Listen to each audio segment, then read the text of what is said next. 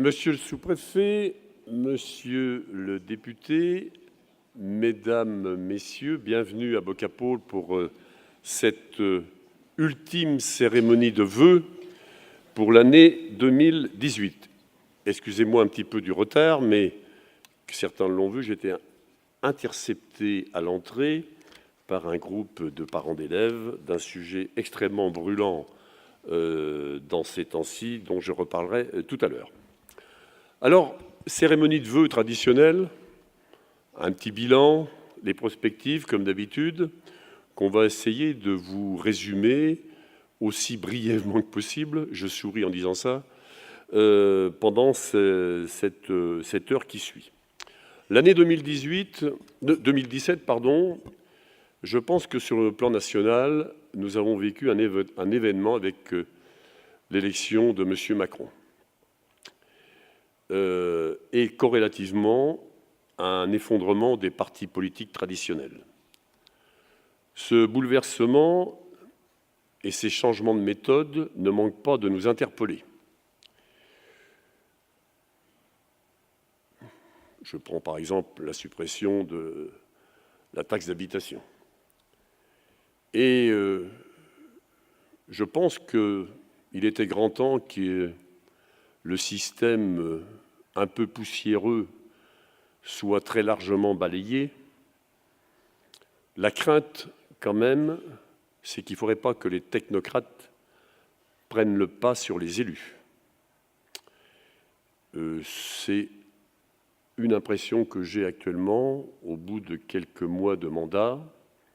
Et je confie naturellement à nos élus ici présents au niveau national et à ceux qui ne le sont pas le soin d'apporter toute la vigilance à ce changement tout à fait, à cette révolution, on peut dire, donc de nos méthodes et sans doute à l'avenir de nos fonctionnements municipaux ou communautaires. Alors, je vais un petit peu énumérer, à travers mes propos, les différentes compétences de l'agglo. Je crois que la priorité que l'on se donne au niveau de l'agglo, de B, c'est l'économie. Puisque, c'est un peu le cas dans toutes nos communes, avant de dépenser de l'argent, il faut le gagner. Ce n'est pas seulement ça, l'économie. L'économie, c'est le travail, c'est l'emploi, c'est donc le premier lien social qui s'établit sur un territoire.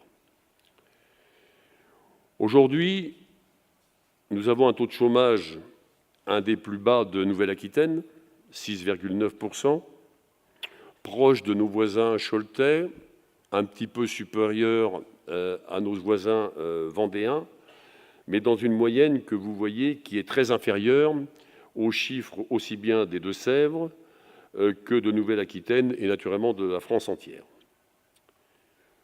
Et cette baisse des demandeurs d'emploi a une conséquence, puisqu'elle est liée à des carnets de commandes importants de nos entreprises, ce qui fait qu'il y a une distorsion complète entre des gens qui cherchent à travailler et des entreprises qui ne trouvent pas les personnels et les collaborateurs dont elles ont besoin. Donc, eh bien, nous, l'agglo, avec le Club des entreprises, avec les chambres consulaires, nous allons engager une réflexion pour savoir comment on peut résoudre ou au moins tempérer cette distorsion. Premier point, c'est sans doute savoir vendre notre territoire. On appelle ça du marketing territorial. Récemment, d'ailleurs, nous avons participé avec succès à un salon sur Nantes, mais nous avons à vendre d'autres atouts de notre territoire, la qualité de vie, les équipements, les spécificités comme la ZRR, j'en reviendrai tout à l'heure. L'autre volet sans doute de réflexion, c'est de mieux adapter les besoins aux formations. J'en parlais tout à l'heure, effectivement, par secteur d'activité, demander la pyramide des âges tout simplement pour déterminer ceux qui vont partir en retraite dans les 3 à 4 ans et corrélativement ouvrir des formations dans les lycées, au Greta, qui pourraient correspondre à ces départs en retraite. À travers ces réflexions, il y a tout l'intérêt, effectivement, de nos collaborateurs, de tous ceux qui sont en relation avec nous, et en particulier de la Maison de l'Emploi, qui est un espace, comme vous le savez, privilégié de dialogue social, dans lequel on propose des solutions collectives. Le récent COFEM du week-end dernier en a encore apporté la preuve avec 8700 entrées, record battu. La problématique, c'est qu'aujourd'hui, l'État, sur 2 ans, va couper les vivres, enfin, au moins sa partie, à cet organisme privilégié et très actif dans notre bocage. Il n'est pas question de le voir disparaître, mais sans doute la contrainte de le voir évoluer sous d'autres formes et avec d'autres financements. Notre rôle de base, j'allais dire, en développement économique, hormis la promotion, c'est les zones d'activité. Zones d'activité, en fait, nous avons 3 dossiers sous le coude, très rapidement. L'extension d'Alpha Park, on en est au stade des études et très prochainement des enquêtes sur 60 hectares. Alpha Park, c'est ce qu'on appelait traditionnellement à Bressuire la fourchette, c'est le carrefour, effectivement, l'échangeur des Sicaudières. C'est la foresterie à Montcoutan, là aussi on en est au même stade, sur une vingtaine d'hectares. Et puis, plus modestement, la zone d'activité de Fay-la-Besse, vous la voyez ici en violet, à côté de l'hôpital, j'y reviendrai en ce qui concerne l'hôpital tout à l'heure, qui fait à peu près 14 000 m² et dont les 2 tiers aujourd'hui sont déjà réservés et qui sont destinés, je tiens à le répéter ou à le préciser, à des entreprises qui sont en lien avec l'activité de l'hôpital, bien sûr, hein, ambulanciers, centre de dialyse, laboratoire, etc. Ce n'est pas une zone, entre guillemets, traditionnelle. Nous avons à réfléchir aussi cette année, compte tenu d'un taux de remplissage relativement important des zones sur Mauléon, de réfléchir aussi à relancer une nouvelle étude, une nouvelle prospection pour la création d'une nouvelle zone donc sur Mauléon ville. Et puis cette année aussi a vu un certain aboutissement du Citelier par le rachat du groupe Joricide et donc qui s'appelle donc maintenant Parc d'activité Technipole à Cerizay. Donc c'est nous-mêmes, nous étions propriétaires sur ce site de bâtiments que nous avons tous vendus. Le dernier est en cours de signature notariale. Et donc il va être exploité d'un côté par traditionnellement Cartol, la société Cartol, dont le chiffre d'affaires monte d'une manière assez impressionnante sous l'étiquette aussi de la fabrique du bocage, donc régional du bocage, donc sous l'étiquette aussi région, mais surtout par le groupe privé que je vous ai cité tout à l'heure, qui s'active naturellement à trouver des occupants au site. Je parlais de communication tout à l'heure. Eh bien, effectivement, on le rappelle aussi que pour les petites entreprises de moins de 50 salariés qui s'installent ou qui se développent, elles peuvent bénéficier très largement d'exonérations fiscales liées à notre classement en zone de revitalisation rurale. Et puis, nous allons traditionnellement toujours au contact des entreprises.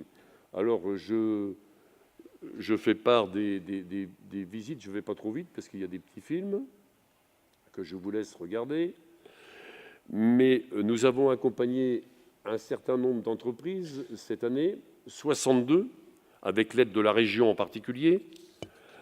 Nous avons inventé avec Philippe Brémond les rendez-vous économiques que nous avons mis en place.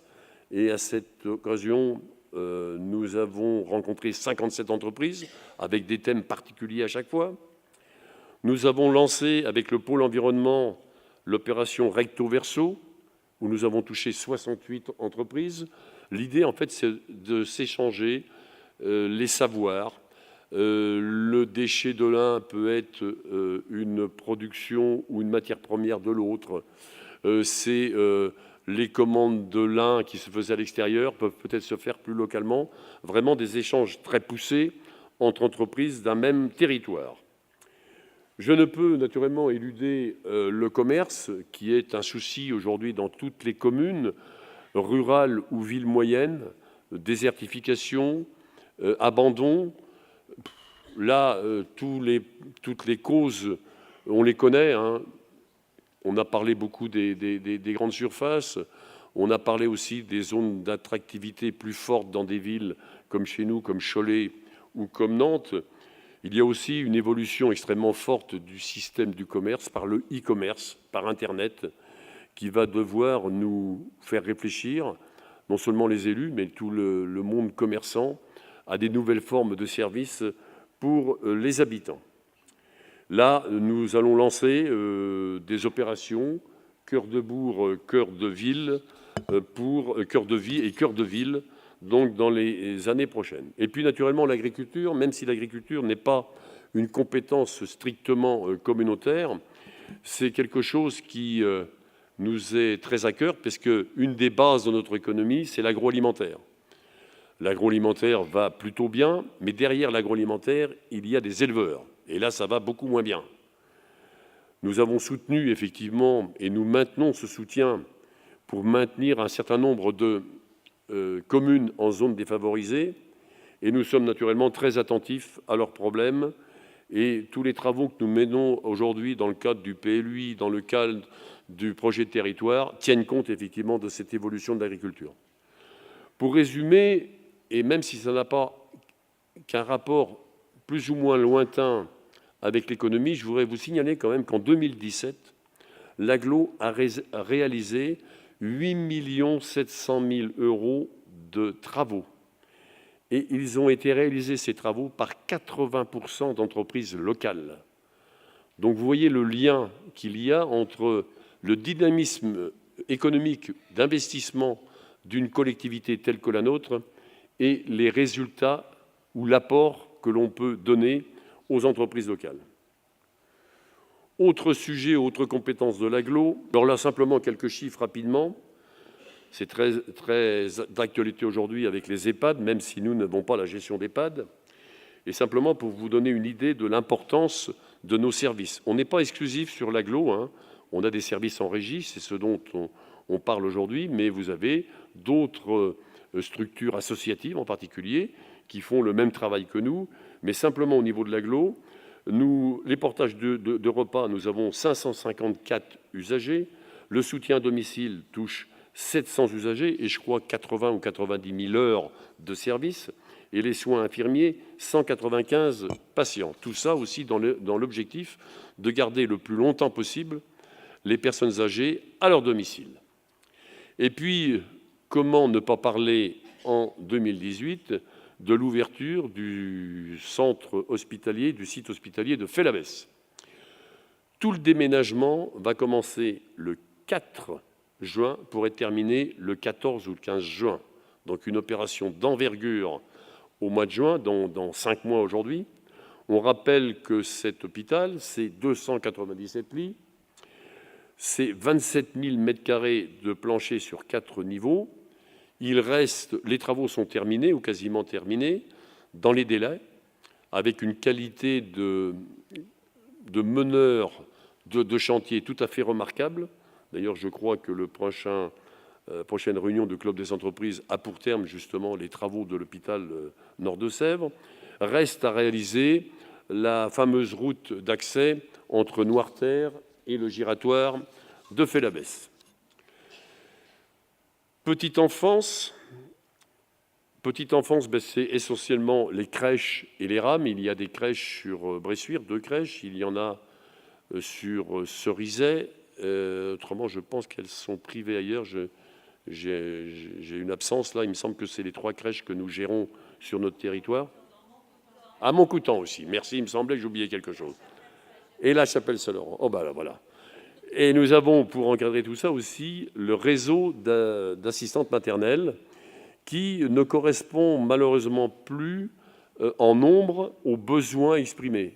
C'est normal, plus il y a d'emplois, moins il y a de chômage, plus il y a de gens qui sont demandeurs pour leurs enfants de garde, et moins il y a de personnes pour les garder.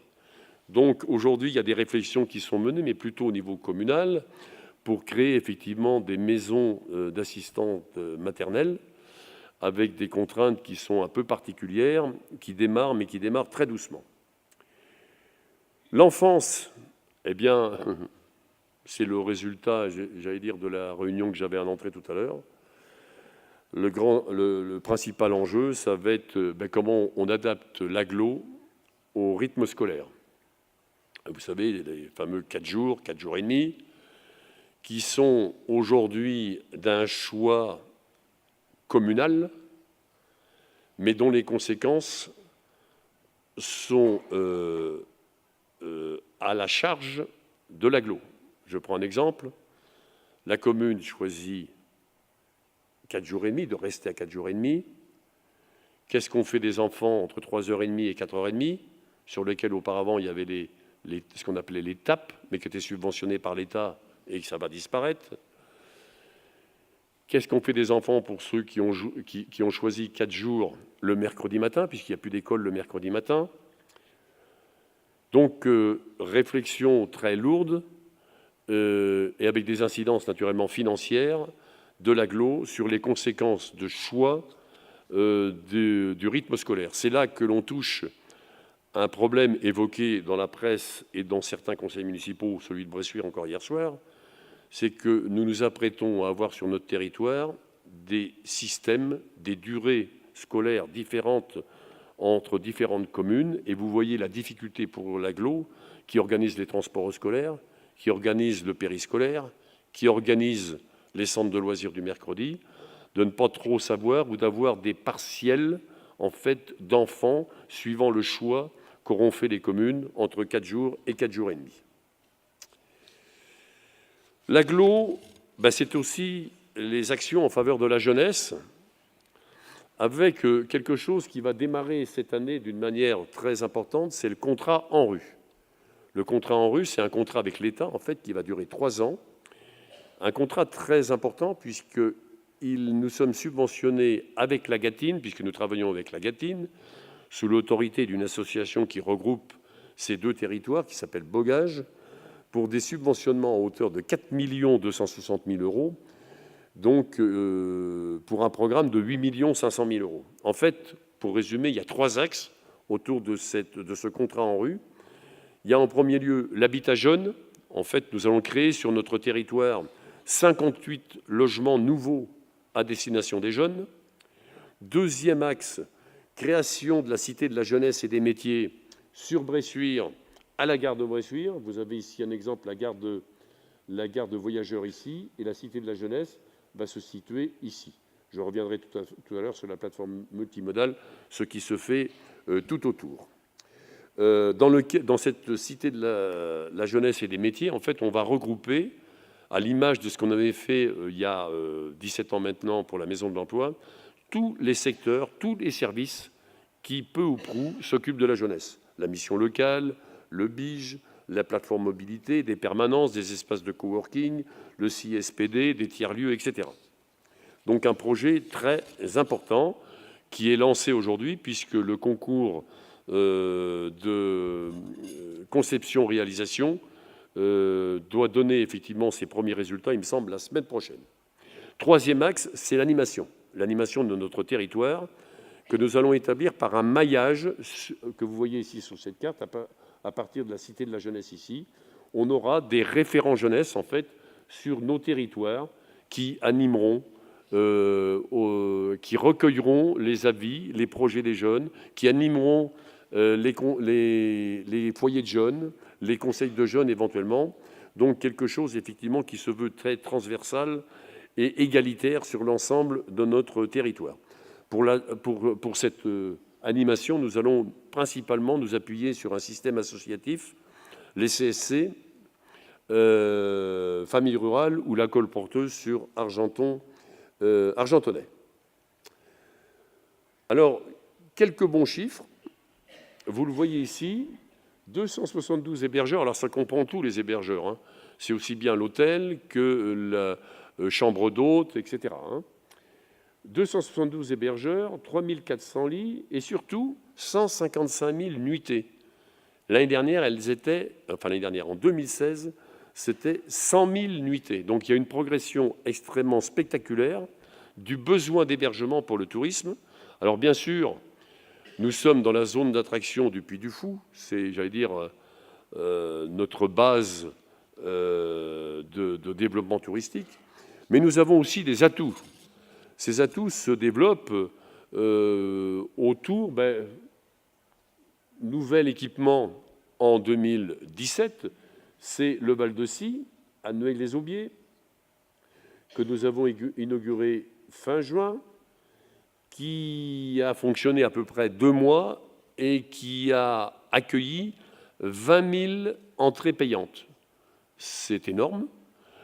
Ça prouve à la fois le succès de cette opération, mais le besoin aussi d'un certain nombre de personnes, jeunes ou adultes, de découvrir la baignade sous un autre angle que la piscine traditionnelle. On a été plus ou moins gâtés par le temps, je laisse la vidéo passer, parce que nous avons eu des périodes de grande chaleur. Par contre, nous avons eu des jours, il me semble que c'est le 14 ou le 16 août, où il n'y avait personne n'est rentré tellement il faisait froid. Mais ça, c'est le lot, effectivement, de toutes les piscines extérieures qui sont extrêmement dépendantes des intempéries. Voilà le site. Autre sujet, le château de Saint-Mémin. Le château de Saint-Mémin appartient aux 2 départements de Vendée et des Deux-Sèvres. Et pour la 2e année consécutive, nous participons à son fonctionnement à raison de 30 000 €, je crois. Oui, c'est ça. Donc, les horaires d'ouverture, tout ça, ça a été reconsidéré, ce qui a entraîné effectivement une baisse des fréquentations, mais avec un chiffre d'affaires, en fait, avec un résultat meilleur que les années précédentes. Autre espace très touristique chez nous, c'est naturellement Pescalis. Là, ce que nous souhaitons, Pescalis, c'était un espace dédié, j'allais dire, aux professionnels de la pêche, pour gommer un certain nombre de déficits et justifier en fait ces déficits aussi par rapport aux activités qui sont menées. On a décidé de l'ouvrir le plus largement possible au grand public. Alors aujourd'hui, ce sont des balades autour des étangs. Demain, c'est sans doute une évolution plus évidente autour d'une notion de loisir grand public. Alors tout ça aussi, on est dans des discussions, dans des réflexions, mais on mène effectivement une idée directrice, effectivement, d'ouvrir au grand public cet espace qui est maintenant, au bout d'une quinzaine d'années, absolument merveilleux en termes d'environnement et de calme. Les autres possibilités, c'est à l'initiative de l'Office du tourisme, c'est des nouveaux loisirs qui se font jour, en dehors des balades et autres. On en a 2, c'est les balades aériennes et l'ouverture du golfe à Bressuire. Pour information, dans l'année 2017, il y a eu 12 000 passages sur le golfe de Bressuire. Donc, c'est aussi un phénomène d'attraction pour à la fois les périodes de vacances, mais aussi pour les gens qui voudraient venir habiter chez nous. On parlait tout à l'heure de démarchage touristique, de vendre notre territoire, et cela en fait partie. Et puis, naturellement, on a tout notre réseau de chemins et de randonnées pédestres. Et puis, on ne peut que saluer effectivement la nomination de la commune de Mauléon comme petite cité de caractère, avec un affichage très visible le long de la 249, qui a apporté déjà, je crois savoir, n'est-ce pas Pierre-Yves, un dynamisme nouveau, en particulier au commerce. L'agglo, c'est aussi le sport. Alors, on n'a pas le sport en tant que tel dans nos attributions, mais c'est plus le soutien au sport. Et quand on pense au sport, on pense d'abord aux piscines. Je rappelle que les piscines, c'est 5 centres aquatiques, Bressuire, Argentonais, Cerizay, Montcoutan et Mauléon. Et on peut y rajouter, puisque c'est aussi une piscine, forme nouvelle, mais piscine quand même, le Val-de-Scie.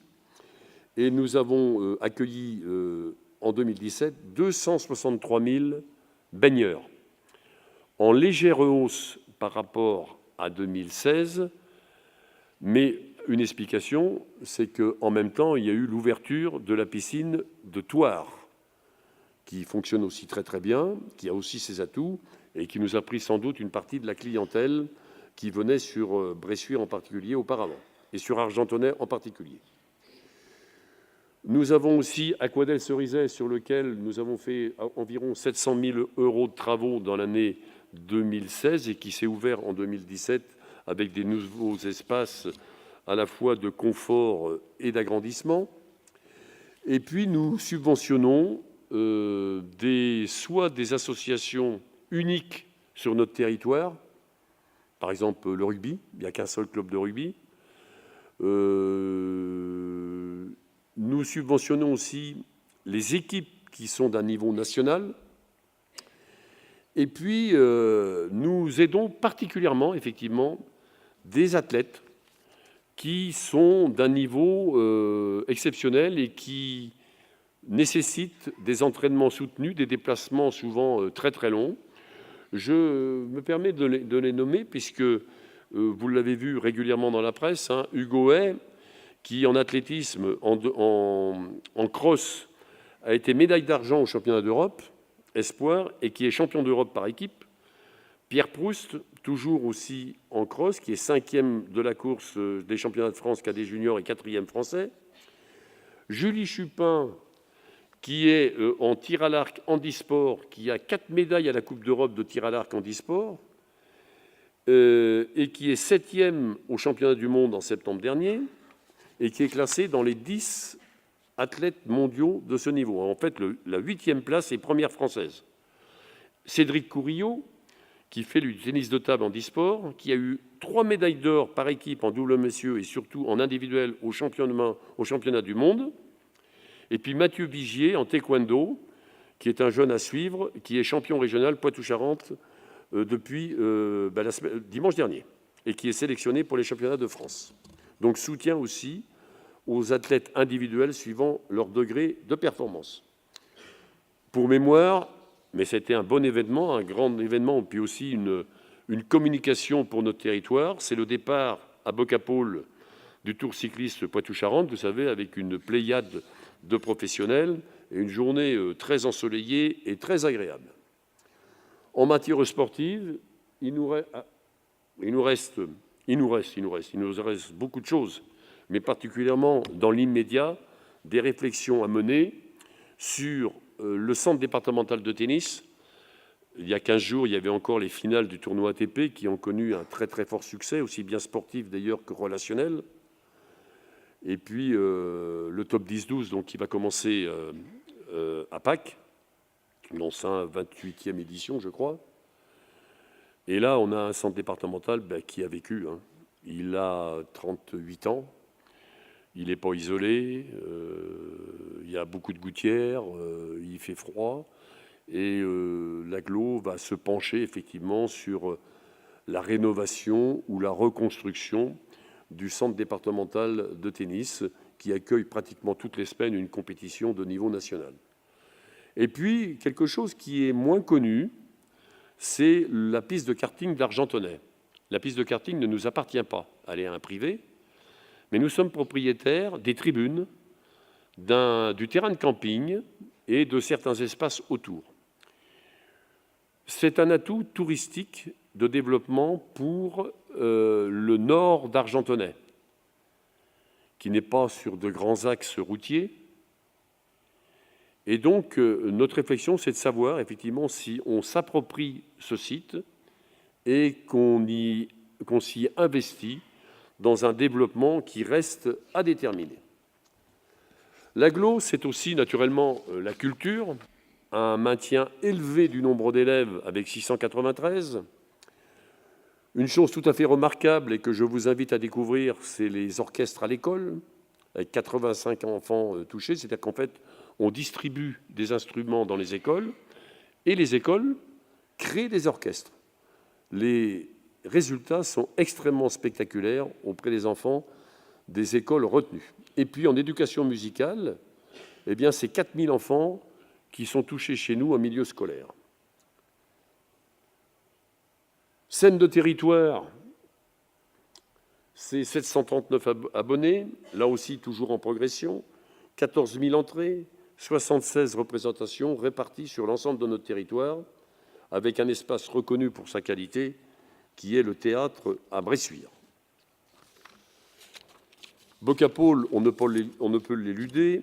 Vous savez que Bocapôle s'est agrandi d'une nouvelle halle de 3000 m² en fin 2016, donc sa pleine activité a été en 2017. Je rappelle quelques chiffres, 104 événements dans l'année, 106 000 visiteurs, 216 jours d'occupation, dont 168 liés au public.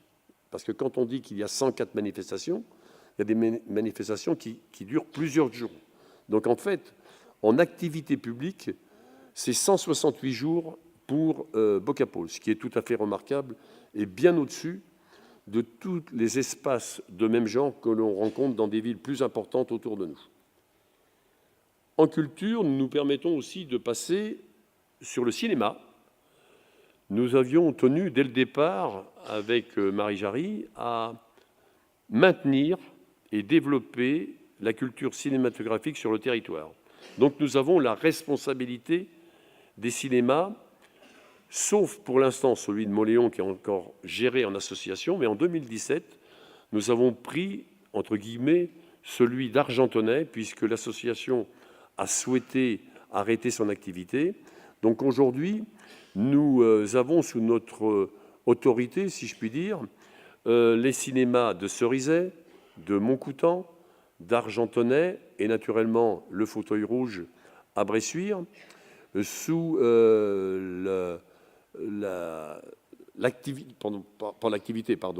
l'animation de la SIC des cinémas du Bocage qui, il faut le constater et avec plaisir, a su développer cette culture cinématographique sur notre territoire, au point que cette année, nous avons crevé les plafonds avec pratiquement 203 000 entrées. J'aime à rappeler que quand on a créé le Fauteuil Rouge à Bressuire, les études avaient démontré qu'il y avait un potentiel de 110 000, 116 000 entrées. Nous sommes à 213 000, dont 185 000, je crois, sur le seul Fauteuil Rouge. Les bibliothèques, là, l'événement, désormais, c'est la gratuité. On a voulu qu'il n'y ait pas d'obstacle, en fait, dans l'approche des médiathèques-bibliothèques, qu'il n'y ait aucun obstacle pécuniaire et que tout à chacun pouvait venir emprunter, lire, utiliser les bibliothèques et les médiathèques. Nous avons aussi la responsabilité des musées. Je signalerai simplement, en fait, nous avons 3 musées, Bressuire, Mauléon et Courlay, la Tournivelle. Mais cette année, il y a eu un petit peu un événement. On a réalisé une exposition autour de Charles Leroux, qui était un personnage local, un élu, qui était député et qui était passionné de peinture. Et donc, il y a eu cette expo s'est promenée, si je puis dire, entre 3 sites de Bressuire, Cerizay et Combran. Et il y a eu 3315 visiteurs, ce qui est tout à fait remarquable. Et puis 2018, puisqu'on est toujours dans la prospection, eh bien, c'est la réflexion sur laquelle il va falloir avancer, d'une mixité entre bibliothèque et musée sur Mauléon, Dernièrement, je pense que le bâtiment a subi quelques dégâts. Je crois que la toiture s'est écroulée, tout simplement. Donc il est grand temps, effectivement, d'activer ce dossier. Pas tout à fait, non? Pas tout à fait? Envolé. Ah, écroulé. Ah bon, il y a une grosse nuance, mais le résultat est le même. Merci. Voilà. L'agglo, c'est aussi l'environnement, les déchets. Alors là, ça nous prend des réunions entières, des réunions de maires, des réunions de PVP pour savoir comment on gomme les problèmes que l'on rencontre. Aujourd'hui, nous nous lançons dans un nouveau mode de collecte, partagé entre du porte-à-porte et de l'apport volontaire, et dans l'objectif d'une facturation incitative. Incitative, c'est-à-dire encourager les gens à déposer le moins d'ordures ménagères pour trier plus. Ça ne veut pas dire qu'il faut mettre les sacs à côté des poubelles, ce que l'on constate malheureusement trop fréquemment. Donc là, la sévérité va faire loi. On recherche et on va pénaliser, voire porter plainte, pour que les gens jouent le jeu. Alors il y en a une grosse majorité qui joue le jeu, mais il y a quelques esprits chagrins ou de mauvaise volonté qui, aujourd'hui, oublient leur carte, mettent la poubelle à côté, ou craignant de payer trop cher, la mettre chez le voisin. Donc, ce n'est pas des mauvaises idées que je mets dans vos têtes, mais c'est des éléments sur lesquels on va porter une attention toute particulière pour que tout cela rentre dans l'ordre. Alors, il n'y a pas non plus de quoi complètement s'affoler, puisqu'on sait partout où ça s'est produit. Il y a eu une période, 6 mois, 1 an, où effectivement ce phénomène a été constaté. Gros dossier aussi de l'agglo, mais qui n'appartient plus qu'à lui, c'est une étude sur le nouveau centre de tri. Je parle bien d'étude et non de choix. Et comme vous le constatez sur cette carte, il y a eu plusieurs réunions, des contacts techniques, des contacts d'élus, entre pratiquement tout le département des Deux-Sèvres, une grande partie du Sud-Loire, hormis Saumur, et même une partie ici, que vous allez situer très facilement, c'est autour de Notre-Dame-des-Landes. N'y voyez pas un rapport. Et donc cette étude porte effectivement sur tout ce territoire. Il doit être pris une décision, enfin une orientation, dont naturellement l'agglo 2B, avant fin avril 2018, pour se lancer, j'allais dire, dans l'aventure. Ce territoire, tel qu'il est dessiné en vert ici, touche 870 000 habitants. Les raisons de la nécessité de création de ce centre de tri, elles sont multiples. Le premier, c'est que le nôtre, il est mort. C'est la même chose pour d'autres centres de tri, en particulier celui du SMC à Sainte-Anne. Donc il faut construire et surtout rénover, puisque les systèmes de tri deviennent de plus en plus techniques. Et donc, pour amortir ces coûts d'investissement, il faut plus de tonnage.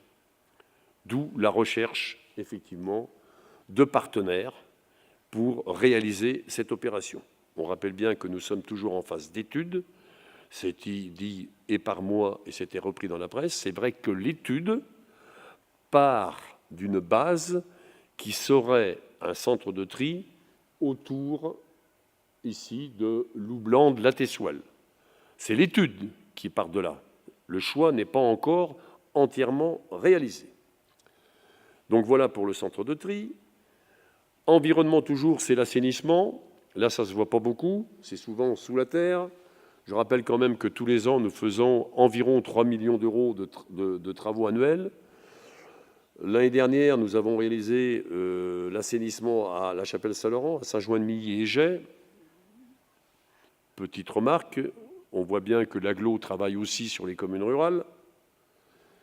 Et il y a un très gros projet qui va se dérouler en 2 phases, en 2018-2019, sur la station, une nouvelle station sur Montcoutan. Nous avons aussi la charge des rivières. Cette année 2017, nous avons mené un certain nombre d'actions. En fait, le système fait que, théoriquement, il ne faut plus que les rivières aient des obstacles. C'est-à-dire que, par exemple, lorsqu'elles traversaient un étang, elles avaient un obstacle par la levée de l'étang. C'est la même chose avec les levées de moulins sur les rivières.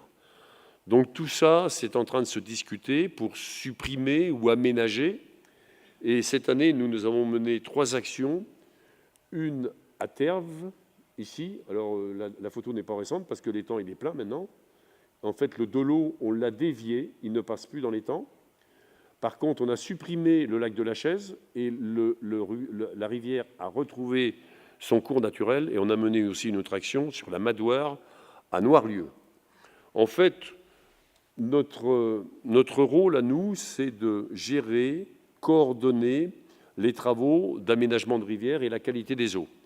On peut passer au prochain. Effectivement, un simple rappel, nous sommes, nous, sur 4 bassins versants, très faible, celui de la Vendée, qui touche Saint-Paul-en-Gâtine. Un qui est très intéressant, mais c'est que de l'eau, c'est le Layon. Et le reste, c'est tout le bleu, c'est le Touet. Et le jaune, c'est la Sèvre nantaise.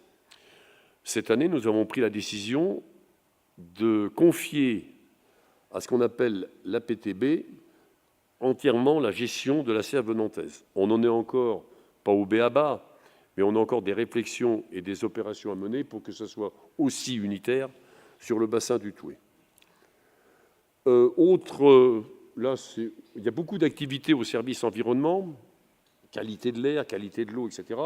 Simplement un clin d'œil, parce que ça peut vous concerner et vous intéresser, c'est que nous faisons périodiquement, il y en a une au mois de février encore, une balade pour la rénovation énergétique des logements. C'est-à-dire qu'en fait, on a un détecteur, on passe dans les rues et on voit effectivement comment les maisons sont isolées.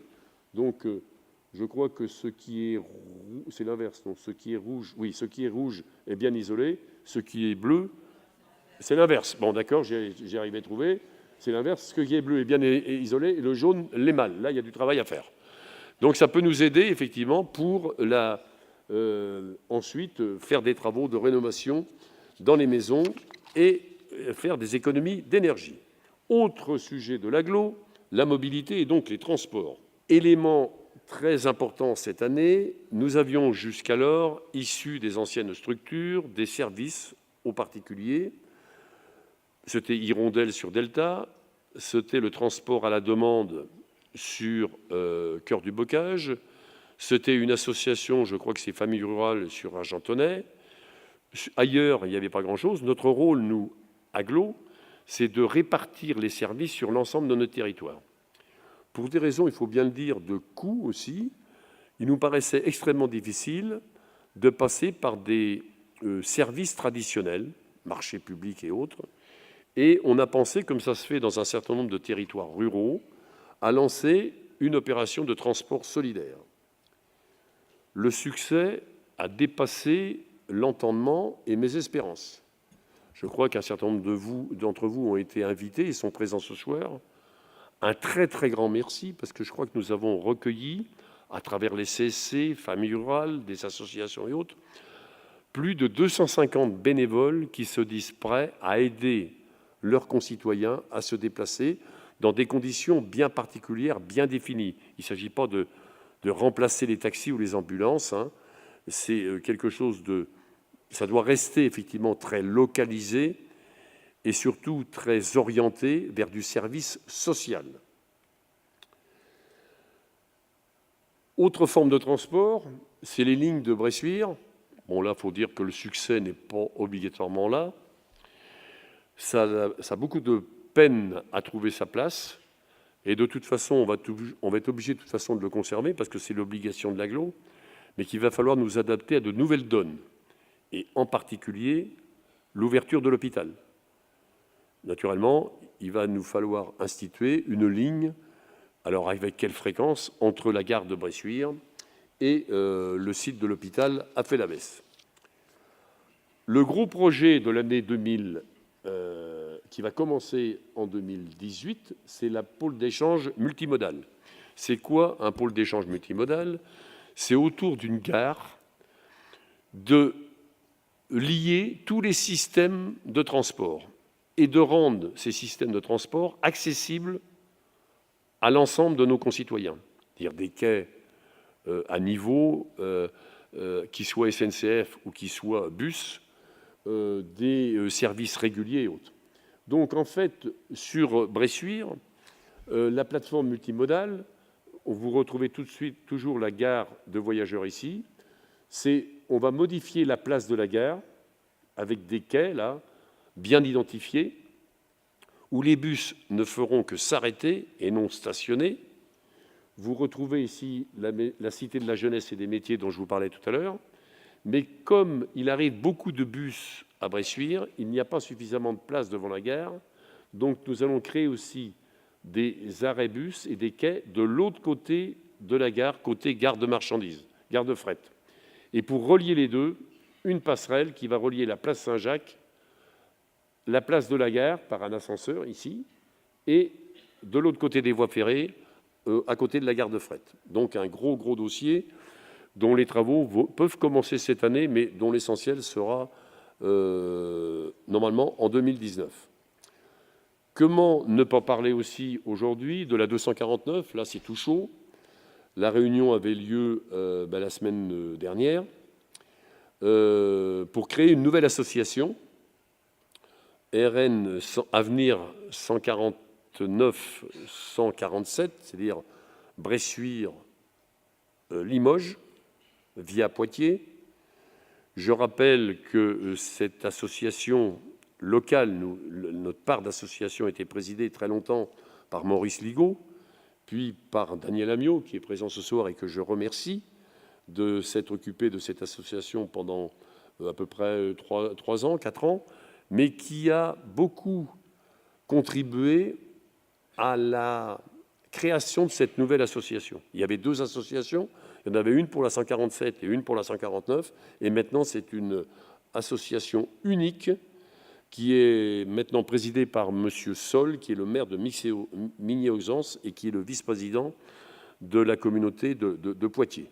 Je crois que la priorité qu'il va falloir se définir dans les relations qu'on va avoir avec la région, avec l'État, c'est le lancement d'une nouvelle étude pour redéfinir des fuseaux qui arrivent à échéance en 2018. Et puis, l'agglo, c'est bien d'autres choses. C'est la politique de la ville avec le quartier Valette, c'est la fourrière animale que nous allons exploiter en grande partie en régie désormais, c'est le soutien technique et financier aux collectivités.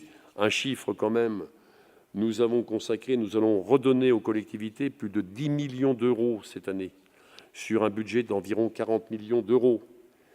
C'est la finalisation en 2018, dès la fin de ce présent trimestre, d'un projet de territoire. Le projet de territoire, c'est imaginer notre territoire à l'échelle de 2025-2030 et les actions qu'il faut mener pour arriver à ce résultat. Le contrat de territoire, lui, c'est un contrat passé avec la région pour financer justement les actions ou les orientations qu'on aura données dans le projet de territoire. Et puis pour canaliser tout ça, il y a aussi l'établissement du plan local, enfin c'est plus un plan local, c'est le plan local d'urbanisme intercommunal au niveau de l'agglo, puisque certaines communes avec un PLU qui sont intégrées dans le PLUI, mais d'autres n'avaient pas de plan d'urbanisme. Et donc, il y a urgence, effectivement, pour la répartition des populations et donc la création de nouveaux lotissements ou l'octroi de nouveaux permis de construire, d'avoir une vue d'ensemble de notre territoire par le PLUI. C'est beaucoup de travail, une agglo. C'est beaucoup de travail et de réunions pour les élus, quels qu'ils soient, vice-présidents, membres du bureau, maires, membres du conseil communautaire, je tenais à les remercier. En amont, c'est aussi, et en aval, c'est beaucoup de travail pour les agents de l'agglo. Je répète que nous avons à peu près 570 feuilles de paie. Vous avez vu, ça peut paraître un peu fastidieux, mais tout l'éventail des compétences de l'agglo. Derrière, il faut du monde. il faut des agents, il faut des cadres pour mettre tout ça en musique, voire proposer aux élus. Donc, un grand, grand merci. Je crois que notre objectif reste toujours le même. C'est un développement harmonieux de nos territoires de l'agglo de B. Et puis, de faire tout pour maintenir des services en milieu rural. Une force dont nous n'avons pas obligatoirement conscience ici, c'est notre système associatif. Et comme chacun sait, le système associatif, il est basé sur la solidarité. Cette solidarité, elle est d'abord humaine. C'est développer tous les liens sociaux qui puissent exister. Le système associatif en fait partie, mais l'aide aux personnes âgées, les services de l'agglo, les services des communes. Et puis, je n'oublie pas quand même, parce que c'est un point d'interrogation, c'est les nouvelles populations qui existent sur notre territoire. Où là, il ne faut pas laisser échapper le lien social. C'est des communautés qui peuvent vivre différemment, mais qui doivent vivre aussi ensemble. C'est une solidarité technique, en particulier par les mutualisations. Mutualisation entre communes, c'est bien parti, entre communes et agglo. Par exemple, on a confondu les services informatiques de la ville de Bressuire avec ceux de l'agglo, mais c'est aussi avec les territoires voisins. On a parlé des déchets tout à l'heure. Nous nous rencontrons régulièrement, nous, avec l'Hervaudet, le Thouarçais et la Gâtine, pour traiter des dossiers en commun. La politique jeunesse en est un exemple. Mais aussi peut-être au-delà de nos frontières départementales, parce que nous avons aussi des liens historiques, sociologiques, avec la Vendée, avec le Choletais. Une solidarité aussi évolutive. On ne va pas rappeler les contraintes budgétaires que toutes les collectivités ont eues ces dernières années. Je ne pense pas que la disparition de la TH améliore la situation. Mais au travers de ça, si on veut garder nos services en qualité, en quantité, il nous faut repenser, réinventer nos services publics. En fait, réintroduire le bénévolat dans nos réflexions.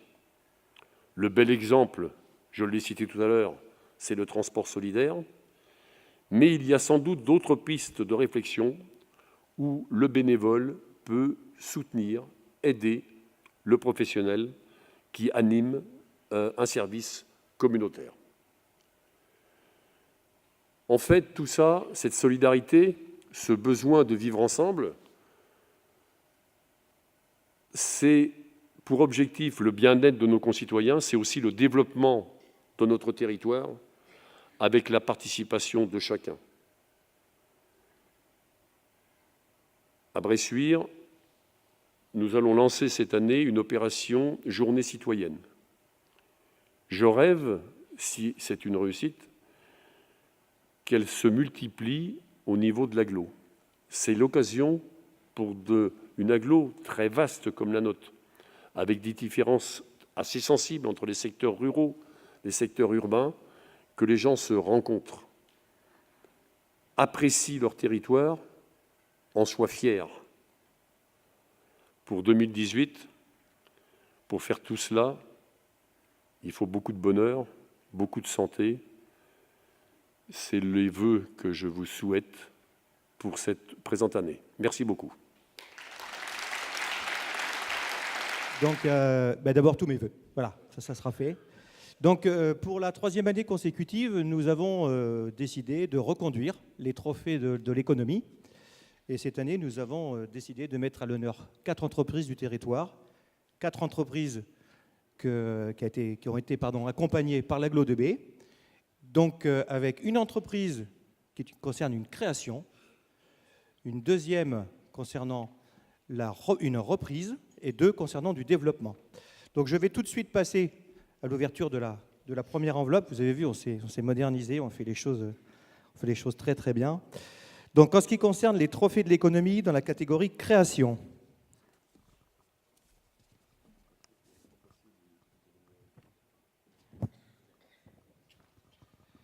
Donc, ce trophée est décerné à Brass Brothers de Bressuire. Donc, je vais demander à Xavier Bodin et Jérôme Émoré de venir me rejoindre sur la scène. Merci. Donc, tous les deux, ils ont ouvert un magasin de vente et de réparation d'instruments de musique à bois et à cuivre sur Bressuire. Et donc, notre première rencontre avec le service développement éco donc, a eu lieu le 24 septembre dernier. Donc, une petite question à tous les deux. Messieurs, vous avez ouvert votre magasin de vente et de réparation d'instruments de musique bois et cuivre à Bressuire lors de votre première rencontre avec les services de l'éco, donc en septembre dernier. Quelles ont été les étapes dans votre parcours de créateur ? Alors bonsoir à toutes et à tous. Donc les étapes qu'il y a eu depuis, donc en 2014, en mai, il y a eu l'auto-entreprise qui a permis de tester la clientèle et puis gagner de l'expérience en fait. Ensuite, en décembre 2014, avec l'aide de l'AGLO et du CCI, on a fait le SPI, Xavier et moi, le stage de préparation à l'installation. Et puis ensuite, fin 2014-2015, on a rencontré la CCI pour tout ce qui est conseil et aide pour la création d'entreprises, donc justement la SARL qu'on a créée. Et puis tout ce qui est chalandise et clientèle en fait. Donc en fait, après, on a continué. On a commencé à chercher un local où s'installer. On avait hésité pour l'emplacement. On hésitait soit partir sur Bressuire, le cœur de Bressuire, le centre-ville, ou alors dans les zones un peu plus d'activité qui se faisaient aux alentours. On a préféré le centre-ville de Bressuire pour l'attractivité, puis pour le côté un peu plus proche de la clientèle. Donc on s'est installé au 11 rue Jean Jaurès, c'est en dessous des Halles. C'est l'ancien photographe Studio Richard. Voilà, juste ici. Donc on a ouvert au mois d'août de l'année dernière, fin août, et donc depuis on est là-bas, on accueille tous ceux qui veulent essayer des instruments de musique, bois, cuivre, les réparations, les ventes, enfin tout ce qui y a à trait. Et juste un petit mot, on voudrait vraiment remercier donc l'AGLO pour nous avoir soutenus et aussi la région, et plus particulièrement Madame Poulain qui nous soutient même encore aujourd'hui, qui nous prodigue de très très précieux conseils pour l'activité. Merci à vous. Donc effectivement, comme vous l'avez dit, donc vous avez été accompagné par une aide de la région. Et puis je ne peux pas m'en priver, mais tous les deux font partie d'une belle troupe qui s'appelle les Quoi qu'on joue. Donc c'est le président qui va vous remettre le trophée. Alors on le dira tout à l'heure. Merci. Donc dans la catégorie reprise, donc décerné à l'Amaryllis, l'APSI, donc Madame Sylvie Boissineau, qui est accompagnée, je crois. Voilà. Donc je vais vous demander de nous rejoindre. Donc il s'agit, en fin de compte, d'un commerce de proximité, tabac, presse, articles funéraires, fleurs et décorations. Et donc tout ça à l'APSI. Mais on va les laisser nous accompagner. Ils vont expliquer mieux que nous.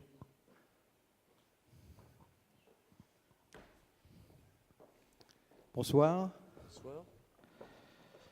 Donc la petite question qui va bien. Donc à travers son programme Cœur de Bourg, Cœur de Vie, l'agglomération soutient la vitalité de ses centres-bourgs. Donc Madame Boissineau, vous avez repris le tabac presse de l'APSI en 2017. Pouvez-vous nous dire quelques mots de cette reprise ? Alors, bonsoir à tous. Je recherchais depuis plusieurs années un commerce de proximité, un commerce en zone rurale. Alors donc j'ai trouvé un bureau de tabac à l'APSI. Donc depuis le mois de juillet, j'ai repris, j'ai gardé mon employé, Elena, qui y était depuis 8 ans. Et à deux, on est complémentaires forcément. Et je remercie aussi l'AGLO que j'ai demandé de m'accompagner pour avoir des aides au niveau de la région, au niveau de Cœur de Bourg, Cœur de Vie, et la nouvelle région Aquitaine. Donc je remercie l'AGLO. Merci. Donc effectivement plusieurs aides. Donc le dispositif Bocage TPE, une aide de la région et un prêt d'honneur donc de Bocage Initiative. Donc bravo à vous. Voilà. Donc le président va aussi vous remettre ce trophée. Félicitations. Merci.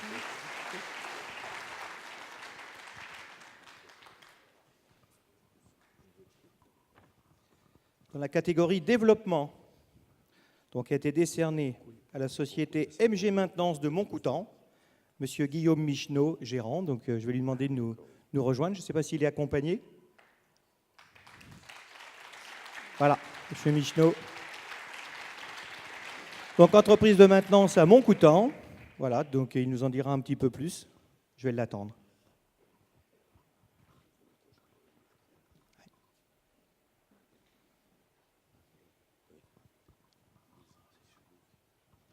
Donc, Monsieur Micheneau, vous avez créé votre entreprise de maintenance industrielle en 2003 à Montcoutan et connaissez un développement important. Pouvez-vous nous parler de l'évolution de votre entreprise et des relations que vous avez tissées avec les collectivités? Donc, bonjour à tous. Donc, MG Maintenance, aujourd'hui, c'est 23 personnes. Donc, c'est une équipe, c'est une famille. J'ai créé l'entreprise en 2003. Mon développement de l'entreprise passe avant tout par nos hommes. On a beaucoup mis l'accent sur la formation, avec une formation à peu près de 2 apprentis par an.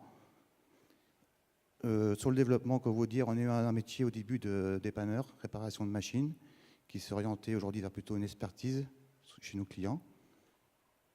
Je pense que MG Maintenance, on est bien à l'image du territoire. Car une petite, je vois Philippe qui est en bas. Quand j'ai créé mon entreprise, donc j'avais vécu sur Poitiers pendant quelques années, travaillé sur la Vendée pendant 7 ans, et j'ai décidé de venir créer mon entreprise en local, près de chez mes parents. Et à l'époque, je suis arrivé à Montcoutan et Michel Bécaud m'a accueilli et m'a dit « Guillaume, inquiète-toi pas, Philippe Mouillet va s'occuper de tout ».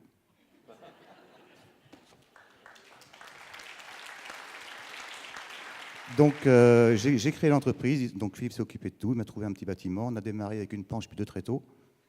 Et ensuite, je parle du territoire, qu'on a aussi connu Terre de Sèvres, avec Joël David, qui nous a accueillis, qui nous a aidé à monter l'acquisition d'un bâtiment en 2007.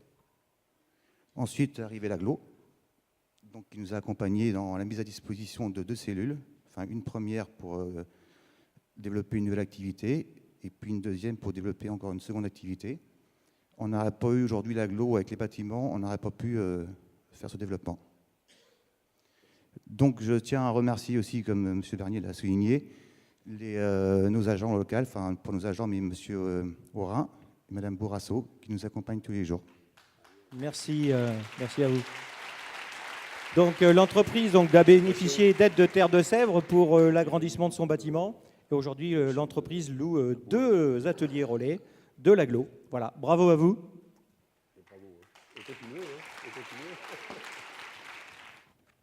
Donc le trophée de l'économie catégorie développement, donc décerné à la minoterie Béraud de Saint-Amand-sur-Sèvre. Et je vais demander à M. Fabien Béraud de nous rejoindre. Donc comme vous le savez, donc une entreprise de minoterie, c'est une minoterie. Voilà. Il nous en dira plus. Allez. Bonsoir mesdames, bonsoir messieurs. Alors la minoterie Béraud poursuit son développement à Saint-Amand-sur-Sèvre. Monsieur Béraud, vous avez été en lien avec l'agglomération du Bocage pour des recherches d'aide financière et pour ces derniers projets. Donc pouvez-vous nous en dire plus sur ces investissements? Donc nous, c'est du développement dans la continuité. C'est une activité et une entreprise très ancienne, mais qui se doit de s'adapter et de même anticiper les marchés de l'industrie agroalimentaire, en l'occurrence, et de l'artisanat également. Et ces investissements ont visé d'abord, c'est du développement en hauteur, dans de l'immobilier, pour accueillir de nombreuses machines.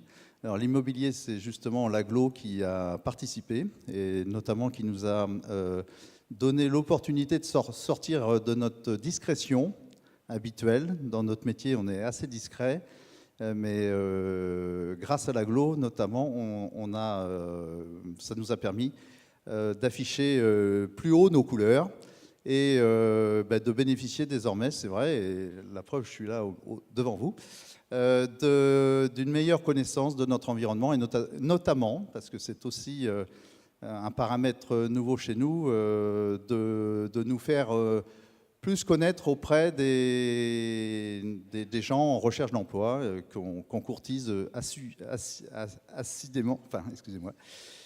Voilà. Donc les investissements, par ailleurs, là aussi, c'était de professionnaliser notre activité, de mettre donc une quinzaine de machines, dont une nouvelle machine de tamisage, plus performante, plus facile à entretenir, et puis beaucoup d'automatisme, beaucoup de régulation pour alléger la charge de surveillance de nos conducteurs d'installation et pour alléger leur charge physique également, parce que l'image du meunier est encore prégnante, et c'est vrai que c'est une activité qui peut, dans l'image, en rebuter certains, et pour laquelle il nous faut des outils modernes et performants. Donc c'est ce qu'on a mis en place. Par ailleurs, il y a une autre donnée qui a fait qu'on a investi d'une façon très significative, c'est que nous exploitons traditionnellement dans la meunerie, pour des raisons d'économie d'énergie, la gravité, et que certains produits ont des capacités à couler qui sont plus ou moins élevées, et que tant qu'on s'intéressait uniquement aux farines boulangères, les blés boulangers produisent des farines qui coulent assez bien. Quand on s'intéresse à d'autres céréales, à d'autres blés, bien on n'a pas les mêmes caractéristiques, et c'est là que nous manquait cette hauteur. Donc voilà les différents investissements qu'on a pu faire. Merci, bravo. Donc l'entreprise a été accompagnée par le dispositif attractif de l'Agglo 2B et bien sûr les aides régionales. Voilà. Et nous avons inauguré le site d'ailleurs, c'était au mois de décembre, je crois. Hein, et tout à fait remarquable. Hein. L'intérieur est plus impressionnant que l'extérieur, en fait. Alors, je vous avais dit 4 nominés. En réalité, il y en a un 5e.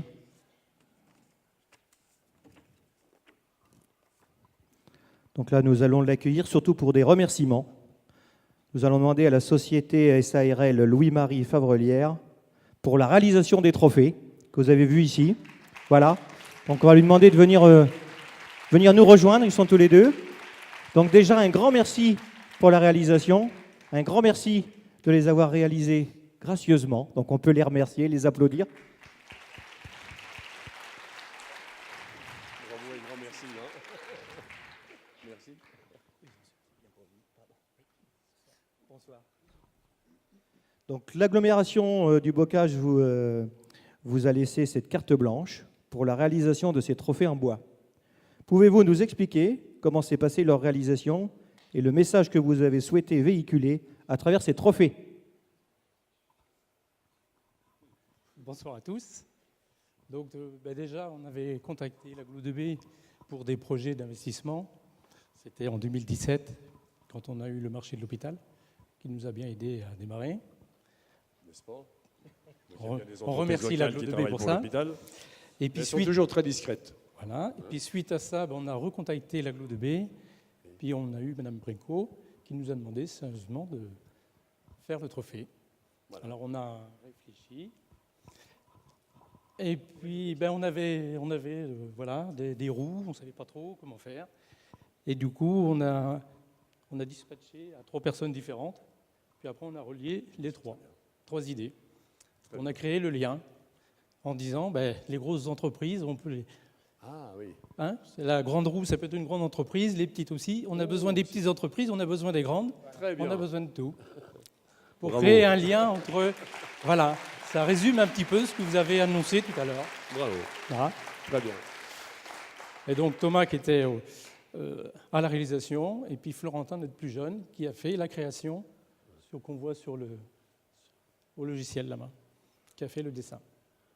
Moi, je n'avais pas peur de l'esprit créatif de l'entreprise parce que c'est toujours ma curiosité. L'entreprise participe toujours au Salon de l'Habitat, à la Foire Expo. Et la curiosité, c'est tout ça, ce qui nous présente de nouveau. Ouais. Je vous invite à chaque salon à aller voir ce qu'ils font. C'est tout à fait remarquable. Et la porte est grande ouverte. Aujourd'hui, ils n'ont pas encore inventé le truc à faire l'omelette naturellement, mais ils n'en sont pas loin. Ça vient. Et on va fêter nos 20 ans, là. 20 ans. Voilà, de création. Très bien. Entreprise Favrelière, donc installée sur Saint-Sauveur. Saint-Sauveur. Merci à vous.